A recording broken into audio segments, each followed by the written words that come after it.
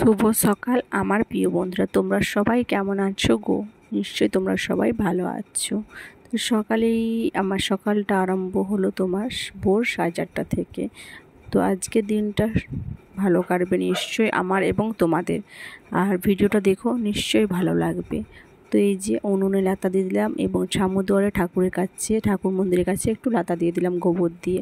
তো তোমরা কে কীভাবে জল দিয়ে না গোবর দিয়ে লাতা দাও অবশ্যই কমেন্ট করে জানিও। তারপরে দেখো পরিস্থিতিটা চারপাশে মানে অন্ধকারে ভর্তি। তারপরে বাইরটা ঝাড় দেব, তাই যে ক্যামেরাটা ঠিকভাবে রেখে দিয়ে বাইরটা ঝাড় দিতে স্টার্ট করে দিলাম। বাইর ঝাড় দেওয়ার পর আরও অনেক কাজ আছে, সবই একটা একটা করে কমপ্লিট করব। আর প্রচণ্ড অন্ধকারে ভর্তি, দেখতেই পাচ্ছ তোমরা ক্যামেরায় যে প্রত্যেক চারপাশটাই অন্ধকারে ভর্তি। খুব কম জনে উঠে, আর আমরা একটু তাড়াতাড়ি ঘুম থেকে উঠি। দিদি উঠে, আমি কখনো উঠে যাই। দিদি যে আগে উঠে, দিদি বা আমার যা, আমি যখনই আগে উঠি সে তখনই ছড়া দিয়ে দিই।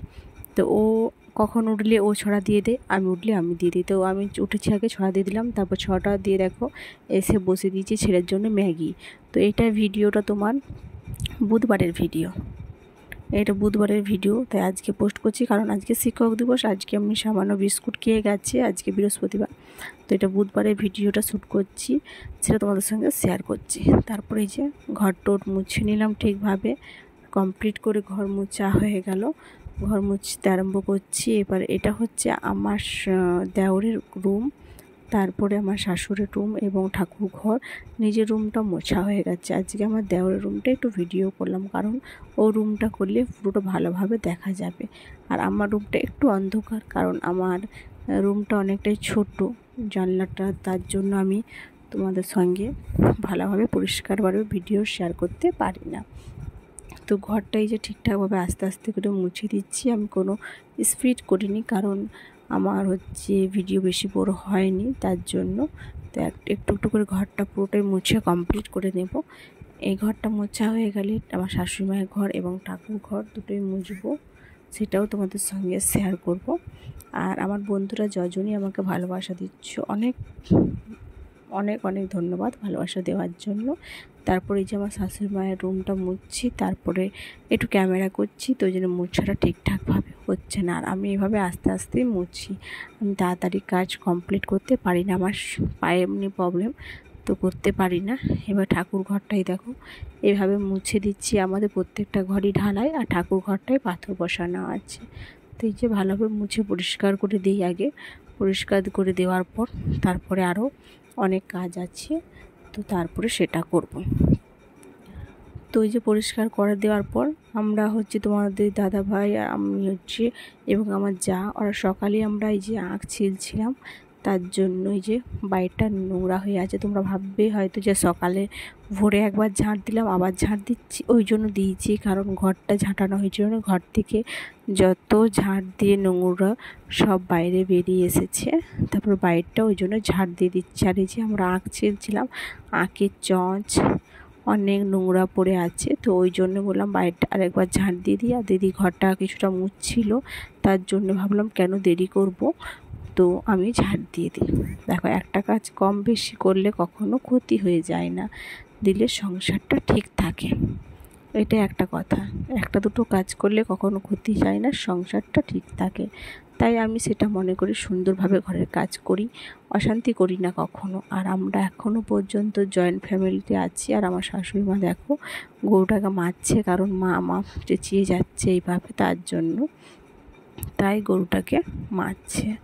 তো এই যে আমি আমার ঝাঁটটা কমপ্লিট হয়ে আসলো, কারণ এই পাশটা প্রচণ্ড পরিমাণে নোংরা পড়ে থাকে, তাই এই পাশটা ঝাঁট দিয়ে দিলাম। ঝাঁট দিয়ে পরিষ্কার করে দিচ্ছি ভালোভাবে, আর পরিষ্কার করে দিলে খুব সুন্দর দেখতে লাগে। ঘর টর। আর আমার পরিষ্কার পরিচ্ছন্নই ভালো লাগে। আর আমি কখনো দু একটা কাজ করলে কিছু মনে করি না ঘরে, কারণ কাজটা আমাকে বেশি পরিমাণে করতে হয়। তো এই যে ঘর ঝাঁট কমপ্লিট হয়ে গেল, বাইরের ঝাঁট হয়ে গেলো, ঘরও মোছা হয়ে গেল। এবারে কিছু কাজ নেই। আর এবার তোমার স্নান টান করবো আমরা। তো আজকে বাসনটা দিদি ধুয়েছে, তাই বাসনটা তোমাদের সঙ্গে আর শেয়ার করতে পারলাম না।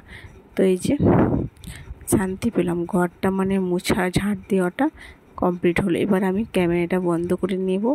বন্ধ করে নিয়ে এই যে তারপরে স্নান টান করে চলে এলাম একবার রান্নায়, কারণ আমার ফোনে চার্জ ছিল না, তাই মধ্যেখানে ভিডিওগুলো তুলতে পারিনি। তো এই যে এবারে চলে আসবো তোমার হচ্ছে রান্না। আজ টমেটোমের ঝাল হয়েছে, সর্ষে বাটা টক ঝাল, আর হয়েছে তোমার কুমড়োর তরকারি। তারপরে দেখো তোমার দাদা ভাই ঘরে ছিল আজকে, কারণ যেতে পারিনি, মধ্যেখানে ভিডিওটা কেন দিতে পারিনি, তার জন্য তোমার দাদা ভাই ঘরে ছিল। আর এই যে কাঁথাটা দেখতে পেয়েছো, এই কাঁথাটা আমি সেলাই করেছি, অনেক কাপড় দিয়ে কাঁথা সেলাই করেছি। এই কাঁথাটা প্রচণ্ড পরিমাণে ভারী, তো অনেকটা নোংরা হয়ে গেছিলো। কেন নোংরা হয়ে গেছিলো? কারণ ধুলোর মধ্যে রেখে কাঁথাটা সেলাই করেছি, তাই একটু নিয়ে সার্ফ জল দিয়ে ধুয়ে নিলাম। ধুয়ে এবার শুকনো করতে দিচ্ছি, তাই উল্টে পাল্টে না দিলে ভালোভাবে শুকনো হবে না। এইভাবে তারপরে অনেকক্ষণ দিন মাথায় শ্যাম্পু করেছি, চুলটা তাই একটু ঝেড়ে নিই, সেই কারণ অনেকক্ষণ ভিজা থাকবে। আর রান্না করার সময় চুল খুলি না, কারণ তোমার হচ্ছে আমার মাথার চুল প্রচণ্ড পরিমাণে ঝরছে খাওয়ারে পড়বে বলে। আর ভিডিওটা কেমন লাগলো তোমরা অবশ্যই কমেন্টে জানিও বন্ধুরা। তো দেখো আকাশের মানে মেঘটা খুব সুন্দর দেখাচ্ছে, দেখো তার এই নারকেল গাছ, তার সঙ্গে সবুজ আকাশ, নিচে তোমার সবুজ প্রকৃতি, উপরে আকাশ, নীল আকাশ, খুব সুন্দর দেখতে লাগছে প্রকৃতিটা। আমার তো খুবই ভালো লাগে। তোমাদের কার কার ভালো লাগে অবশ্যই কমেন্টে জানিও। তো ভিডিওটা আজকের মতনই, আগামীকাল নতুন একটা ভিডিও নিয়ে আসতে চলেছি। সবাই ভালো থেকো, সুস্থ থাকো। আর ভিডিওটা কেমন লাগলো অবশ্যই কমেন্টে জানিও বন্ধুরা। তোমাদের জানাটা আমার খুবই দরকার। ভালো লাগলে অবশ্যই জানিও। আর যারা পুরো ভিডিওটা দিলে তাদেরকে অসংখ্য ধন্যবাদ। Love you. আবার নতুন একটা ভিডিও দেখা হচ্ছে।